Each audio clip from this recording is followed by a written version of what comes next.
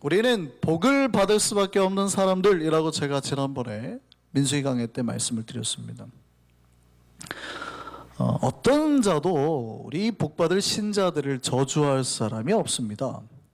아무도. 그러니까 우리는 예수를 믿는 순간 그 복을 딱 받도록 세팅이 되어 있어요.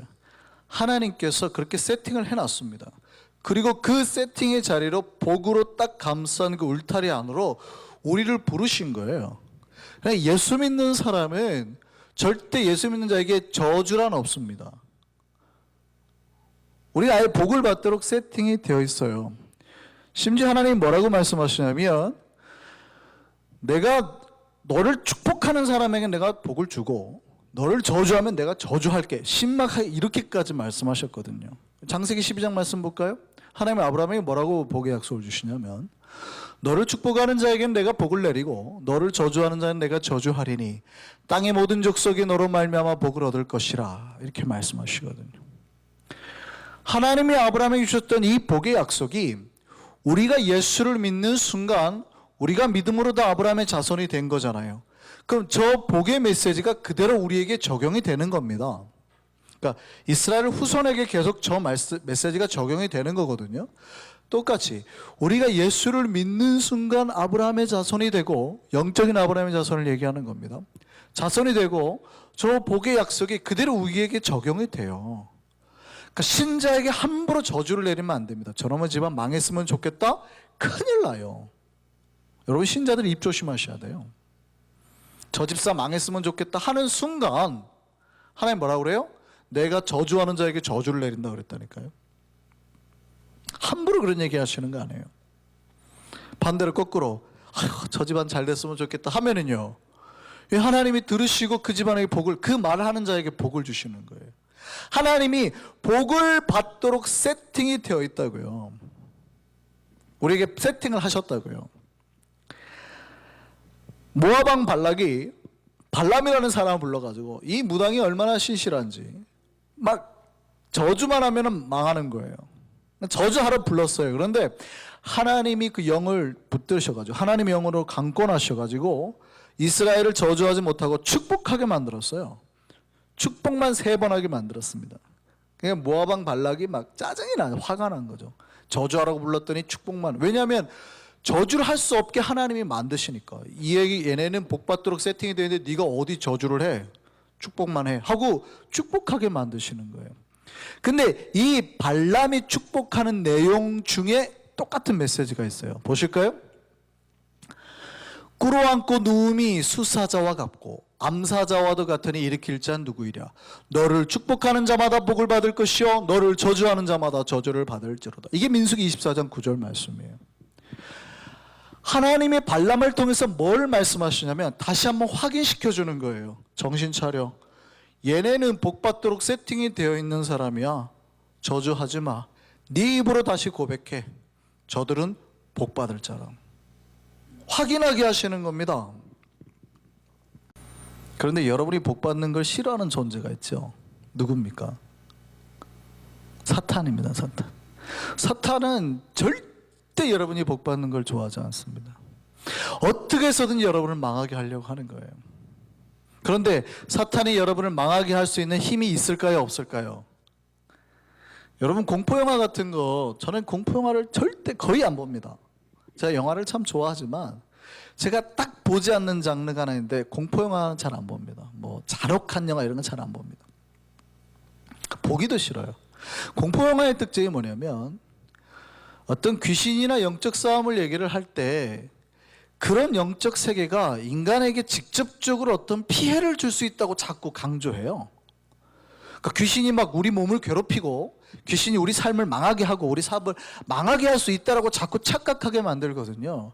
근데 예수를 믿는 그 어떤 사람에게 직접적으로 그런 영적 세력이 들어올 수가 없습니다. 아십니까? 여러분 털끝 하나 못 건드려요. 욥기 보면 욥이 아프고 문제가 날 때 사탄, 하나님 뭐라고, 그래 네가 한번 해봐 라고 하나님이 허락을 했기 때문에 그 일이 발생한 거지.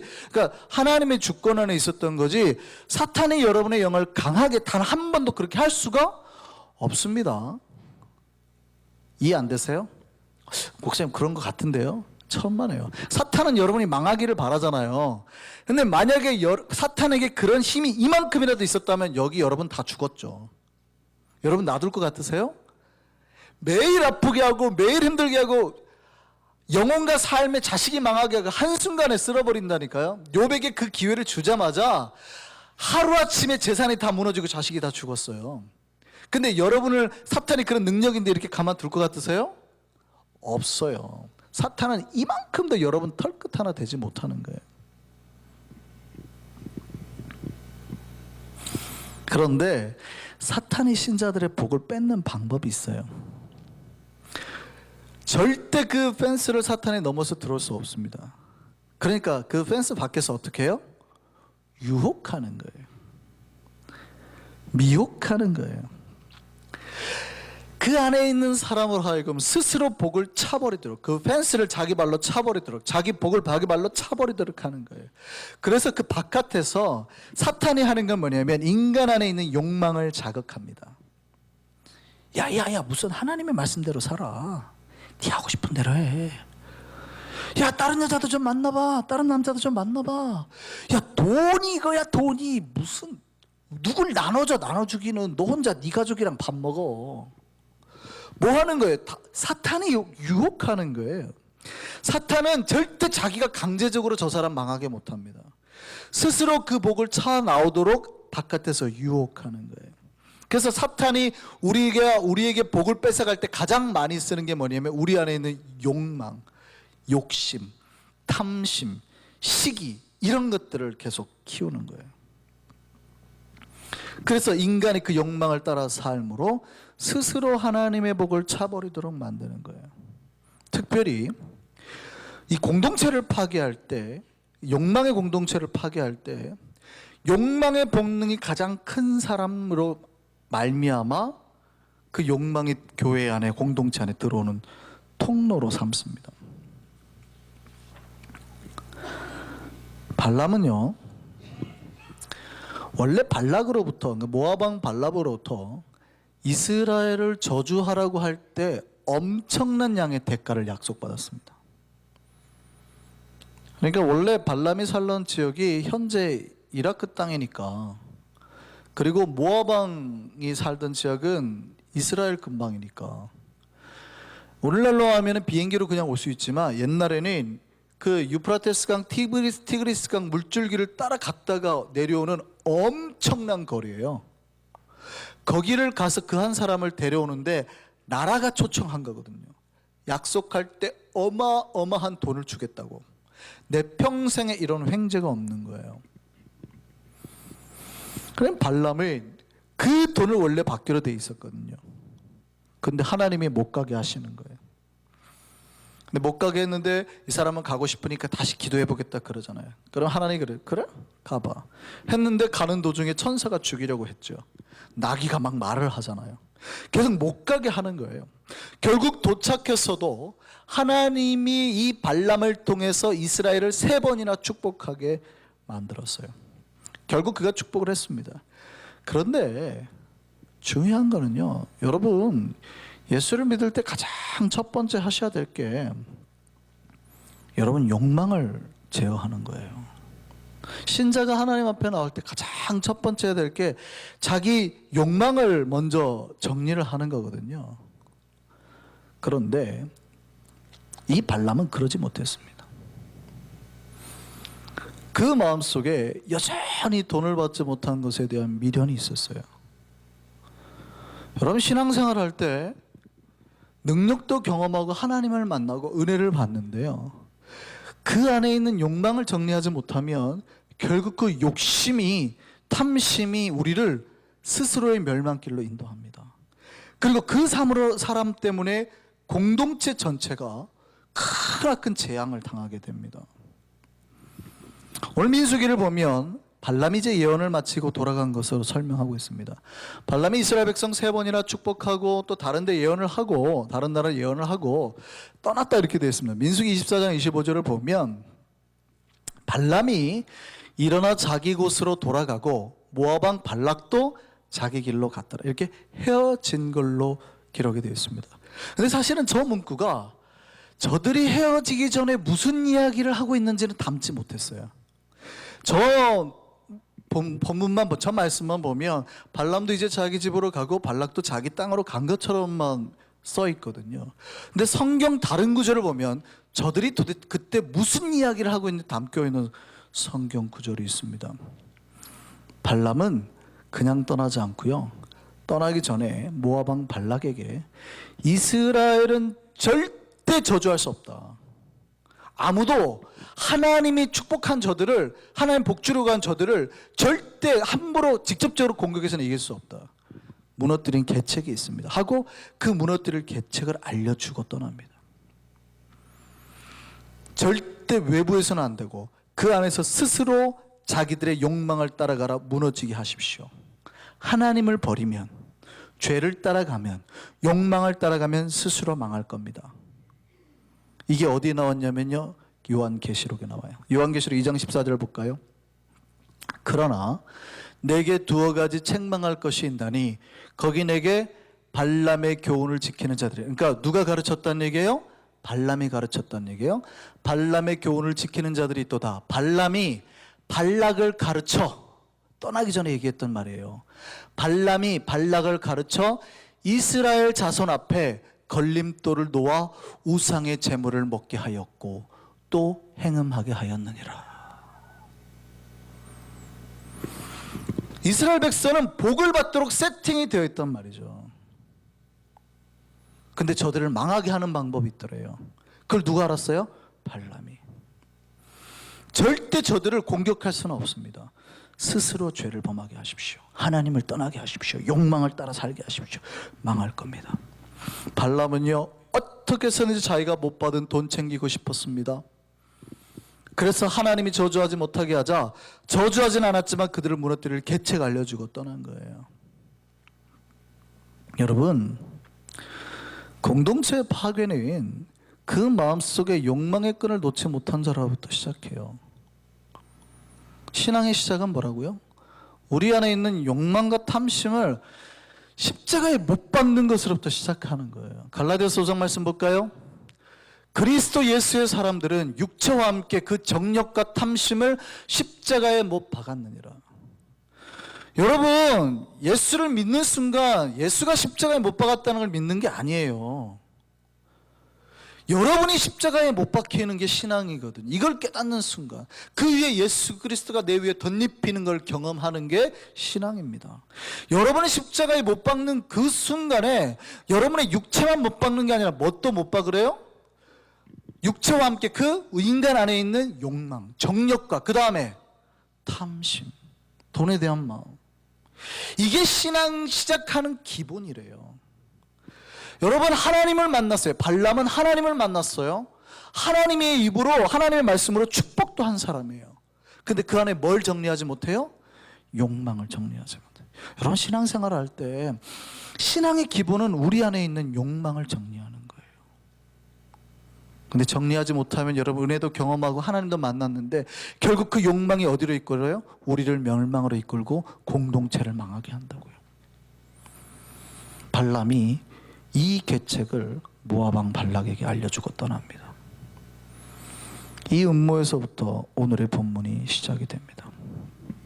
모압 왕 발락은 이 발람이 알려주는 그 계획을 듣고 자기네 나라 그 근방에 있는 모든 예쁜 여자들을 동원했습니다.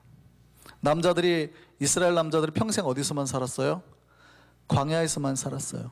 예쁜 여자를 구경해 본 적이 없어요. 향수를 발라본 적이 없다고, 여자들이. 광야에서만 살았으니까. 뭐 옷을 만들어 입을 수도 없잖아요. 굉장히 그 제한된 자원이 굉장히 제한된 환경 속에서만 살았어요. 여자들이 물도 없어가지고 제대로 씻지도 못해요. 남자들이 거의, 왜냐면 20세 이하 남자들만 출애굽할 때, 그리고 거기서 태어난 아이들만 있으니까 거의 사막에서만, 광야에서만 40년을 살았다고요. 그런데 예쁜 여자들이 향수 풍기면서 와가지고 자기야 하니까 눈이 뒤집혀지고, 남자가 여자를 만나서 따라가고 난 다음에 한 게 뭐예요? 그 여자들은 다 바알을 숭배하는 여자예요. 제사에 이렇게 초청을 합니다. 오게 하고, 그리고 제사의 음식을 먹게 하고 우상에게 절하게 만듭니다. 그리고 바알 부월에 가담하게, 바알을 섬기는 자의 일원이 되게 합니다. 민수기 오늘 본문 그게 25장 1절에 3절이에요. 이스라엘이 시딤에 머물러 있더니 그 백성이 모압 여자들과 음행하기를 시작하니라. 그 다음에요, 그 여자들이 자기 신들에게 제사할 때에 이스라엘 백성을 청하여 백성이 와서 먹고 그들의 신들에게 절하고, 그 다음에요, 이스라엘이 바알 부월에게, 바알 신에게 가담한지라. 그 신의 섬기는 일원이 된 거예요. 여호와께서 이스라엘 백성에게 진노하셨어요. 원래 우리는 하나님의 사랑을 받는 자들이에요. 하나님의 복을 받도록 부름받은 자들이에요. 잘되라고 부름받은 자들이라고요. 아무도 저주할 수 없어요. 사탄도 우리를 공격 못해요. 누구만 이 복에서 떠나게 해요? 자기 스스로. 그러니까 자기 안에 욕망을 제어하지 못하면, 자기 안에 탐심을 제어하지 못하면 스스로 자기 발로 그 복을 차버리게 된다고. 발람은 그걸 알았어요. 발람은 아무도 이 복의 사람들을 망하게 못하는데 그 안에 있는 욕심을 건드리면, 욕망을 건드리면 스스로 차버릴 거다라는 걸 알았어요.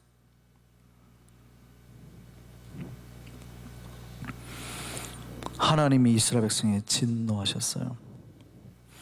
죄를 범한 백성들의 수령을 잡아서 목매달아 죽이라 하셨습니다. 우상 숭배에 가담한 사람 다 죽이라 하셨습니다. 이스라엘 백성 전체에 연병, 전염병이 일어나서 2만 명이 넘게, 정확하게 2만 4천 명이 죽었다고 되어 있어요. 2만 명이 넘게 죽게 하셨어요. 어마어마하죠. 우리는 죽지 않을 존재예요. 망하지 않을 존재예요. 잘될 존재예요. 근데 스스로 욕망길을 따라가더니 망하게 돼버렸다. 죽게 돼버렸단 말이죠. 여기서 수령이라는 것은 리더예요. 각 족속별 리더들. 어쩌면 죄를 범한 리더였을 확률이 높습니다만 성경에는 정확하게 그 표현은 없어요. 그러니까 리더가 제대로 케어 못했으면 그 리더까지도 목을 매달아서 백성들 앞에 다 보이게 하는 거예요. 아주 이 사건이 얼마나 중대했는지, 이 사건이 얼마나 이스라엘 백성이 심각했는지, 여러분 바울이 나중에 고린도서를 보면 이 백성이 나옵니다. 우리 저들같이 음행한 자들처럼 광야에서 죽지 말자. 그러니까 이스라엘 백성에게는 이 사건이 엄청난 사건이었던 거예요. 하나님이 리더들을 목매다는 사건은 거의 없었습니다. 죽이라고 한 적이 없고, 리더들을 죽이라는 적이 없거든요. 근데 리더들 다 목매달아 버려요. 그리고 우상에 가담한다, 다 죽이라 그래요. 그리고 이스라엘 백성 전체 2만 명이 죽어가요. 넘게 죽어가요. 원래 이스라엘은 망할 수 없는 공동체죠. 단 한 명의 욕망의 사람 때문에 그 공동체 전체에 병이 들어왔고, 이스라엘 백성의 믿음이 순식간에 오염되고 막 무너져 갔습니다. 이스라엘 백성들이 얼마나 심각하게 욕망에 물들게 됐는지 알려주는 내용이 있어요. 자, 이제 그림을 그려보세요. 죄를 범한 리더를 매달았습니다. 목매달았어요. 이스라엘 백성 앞에 보이라 하는 거예요. 우상 숭배한 자들 다 죽였어요. 그리고 전염병으로 이스라엘 백성이 다 죽어가니까 백성들이 자기 리더를 자기 손으로 매달아야 죽여야 하잖아요. 그러니까 하나님의 회막 앞에, 하나님의 법궤가 있는 그 하나님 임하는 장소 회막 앞에 이스라엘 백성이 다 모여서 엉엉 울고 있습니다. 서러워서, 죄송하다고 막 엉엉 울고 있어요. 통곡을 하고 있는 장면이에요. 근데 그 앞에 시므온 지파의 리더였던 시므리가 그들 앞에 당당하게 여자를 데리고 지나갑니다. 여러분 그 약간 공포 코믹 그런 장르 아세요? 잔혹 코미디 뭐 이런 장르 아세요? 딱 오늘 본문이 그 장면이에요. 시체는 매달려 있고 사람들은 죽고 전염병으로 막 죽고 엉엉엉 다 울고 있는데 한 명의 남자가 여자를 데리고 그 앞을 지나가는 거예요. 그러니까 마치 어떤 영화에서 까마귀 한 마리 깍깍깍 날아가는 거죠. 갑자기 다 화면이 정지되고 다 사람들이 거기만 쳐다보는 거죠. 이렇게 굉장히 공포스러운데 코믹스러운 장면이죠. 말씀 볼까요? 민수기 25장 6절입니다. 이스라엘 자손의 온 회중이 회막문에서 뭐 할 때요? 울 때에 이스라엘 자손 한 사람이 모세와 온 회중의 눈 앞에 이 미디안의 한 여인을 데리고 그의 형제에게로 온지라. 사람들 다 보는데 데려갔다. 우리가 주목해서 보아야 할 단어가 울 때와 회중의 눈앞입니다. 인간이 한 번 병이 들면 자기가 얼마나 병들어하고 있는데 스스로 진단하기 어려운가 봅니다. 특별히 영혼의 문제에서는 더 그렇습니다. 자기 눈앞에 목매달린 사람들이 있고 연병으로 수만 명이 죽어가고 지금 백성들 대다수가 하나님 회막 앞에서 엉엉 울고 있는데도요, 이 자기 안에 있는 발생하는 욕망을 제어를 못합니다. 이제 이스라엘이 아예 망하는 길로 들어가게 생겼습니다. 원래 복받아야 될 백성이 망하는 길로 들어갔죠. 발람의 계략은 정확하게 맞아떨어졌습니다. 절대 저주받을 수 없는 백성을 한순간에 망하게 만들어버렸죠. 어떻게 해야 될까요? 자, 이제 망해가고 있는 이스라엘 백성을 살릴 수 있는 방법이 뭘까요? 여러분, 이때 어떻게 해야 이들이 다시 하나님으로부터 복을 받을까요? 이때 아론의 손자 엘라살의 아들인 비느하스가, 제사장입니다. 아론의 가문이니까, 손에 창을 들고 일어났습니다. 그리고 그들을 따라서 그 히므리의 장막 회막 안으로 들어가서 두 남자를 창으로 찔러 죽여버립니다. 근데 생각해 보세요. 이게 쉽지 않은 일이었어요. 이스라엘 백성 전체가 그렇게 울고 있는데, 난리가 났는데, 그러면 그걸 봤다면 그들 중에 수많은 군대 용사들, 장수가 있었을 거 아니에요. 아무도 안 했다는 거예요. 왜요? 시므온 지파의 우두머리였거든요. 건들면 큰일 나는 거예요. 이 사람 권력이 얼마나 막강한지, 건드렸다가는 수십만 명이 나를 죽일 거라고요. 아무도 못 건드는 막강한 권력의 사람이에요. 그러니까 보고도 아무 말 못하는 거예요. 게다가 제사장입니다. 여러분, 제사장이 시체 만지면 됩니까? 안 됩니까? 피를 손에 묻히면 됩니까? 안 됩니까? 안 돼요. 제사장은 그럴 수 없습니다. 지금 어떤 면에서 보면 비느하스가 창을 들어서 사람을 죽인 것은 굉장한 죄입니다. 살인하지 말라는 하나님의 십계명을 어겼죠. 제사장이 스스로 부정하게 된 일이 된 거예요. 그런데 놀라운 건 이때로부터 하나님이 이스라엘 전체에 퍼져 있던 연병을 그치게 하셨습니다. 전염병을 그치게 하셨어요. 민수기 25장 7절 말씀 볼까요? 제사장 아론의 손자 엘르아살의 아들 비느하스가 보고 회중 가운데 일어나 손에 창을 들고 그 이스라엘 남자와 그 여인의 그 남자를 따라 그의 막사에 들어가 이스라엘 남자와 그 여인의 배를 꿰뚫어 두 사람을 죽이니 연병이 이스라엘 자손에게서 그쳤더라. 이게 복이 될까요? 비느하스가 한 행위가 복이 될까요? 하나님은 이 비느하스의 대대로 제사장 직분이 떠나지 않도록 언약을 맺으셨어요. 하나님이 좋아하셨다는 얘기입니다. 왜요? 민수기 25장 12절 말씀입니다. 그러므로 말하라. 내가 그에게 내 평화의 언약을 주리니 그와 그의 후손에게 영원한 제사장 직분의 언약이라. 그가 그 하나님을 위하여 질투하여 이스라엘 자손을 뭐 했대요? 속죄하셨대요. 뭐 했대요? 속죄하셨대요. 잘라냈다는 얘기예요. 여러분, 우리 안에 몸이 병이 들어서 썩기 시작하면 어떻게 해야 될까요? 두 가지가 있어요. 처음에 약할 때는 항생제만 먹어도 됩니다. 몸이 곪기 시작하면. 근데 이게 심해지면은요, 여러분 만약에 누군가가 복면을 쓰고 칼을 들고 여러분 몸에 칼을 몸에 댄다. 잘하는 걸까요? 잘못하는 걸까요? 잘못하는 거죠. 근데 흰색 가운을 입은 아저씨가 여러분의 고름에 칼을 댔어요. 잘한 걸까요? 잘못한 걸까요? 잘한 거예요? 이거 구분되세요? 하나님은 비느하스의 행위를 죄로 보지 않고 속죄의 제사로 보았어요. 창을 들은 거를 사람을 죽인 걸로 보지 않고 이스라엘의 썩은 부분을 도려낸 걸로 봤다고요. 속죄의 제사로 보셨대요. 왜요? 하나님은 이스라엘 백성을 거룩한 백성이 되도록 부르셨습니다. 하나님 이스라엘 백성의 언약을 맺고 부른 이유가 뭐예요? 거룩한 백성으로 만들겠다는, 이게 하나님 우리를 부르신 목적이거든요. 우리가 언제 복을 받아요? 그 거룩 안에 있을 때. 우리가 지키고 있는 그 울타리 펜스가 거룩이라는 펜스예요.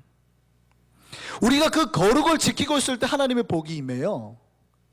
근데 우리 스스로 그 거룩을 차버리면은요, 그때부터는 이제 저주도 들어오고 망함도 들어오고 죄악도 들어오고 이 막 그 세상 죄의 물결에 떠내려가 버리게 되는 것이죠.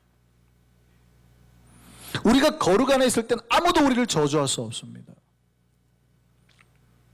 근데 발람이 교묘하죠. 이스라엘 백성 스스로 그 거룩을 깨버리라고 그래요. 곪기 시작했습니다. 썩기 시작했습니다. 망하기 시작했습니다. 이때 비누아스가 일어났어요. 그 죄를 잘라내버림으로 이스라엘의 거룩을 회복한 겁니다. 여러분, 공동체가 거룩에서 벗어나고 죄를 물들 때 그들을 살리고 복을 받게 하는 방법이 뭘까요? 공동체 안에 누군가가 비누아스가 되어서 일어나야 되는 겁니다. 아무도 일어나지 않을 때, 아무도 그 상황에서 일어나지 않고 주저하고 있을 때 비누아스가 분연히 일어났어요. 창을 들고 일어나서 그 부정한 것을 도려냈습니다. 그러자 다시 이스라엘 백성이 복을 받기 시작했죠. 우리 공동체가 죄로 물들 때 있습니다. 하나님 뜻에서 떠나서 할 때 있습니다. 그때 이 공동체를 다시 복받게 하는 방법이 뭘까요? 여러분이 복받을 존재인데 여러분이 이제 복을 받지 못하고 떠나가는 개인의 인생이 될 때가 있어요. 그때 여러분을 다시 복받게 하는 방법이 뭡니까? 여러분 안에 비누아스의 마음을 가지고 다시 일어나서 여러분의 썩은 부분을 도려내고 공동체 죄악을 잘라내고 다시 서야 된다고요. 누군가가 비누아스가 돼서 일어나야 된다는 겁니다. 우리에게 그 비누아스가 많기를 소망합니다. 비누아스여 일어나라. 하나님의 거룩함을 회복할 참제사장 비누아스여 일어나라. 주의 길을 따르며 거룩을 지키며 공동체를 지키며 믿음의 비누아스들이 많아진 우리 한성교회 되기를 소망합니다. 우리 찬양하겠습니다. 주님만 내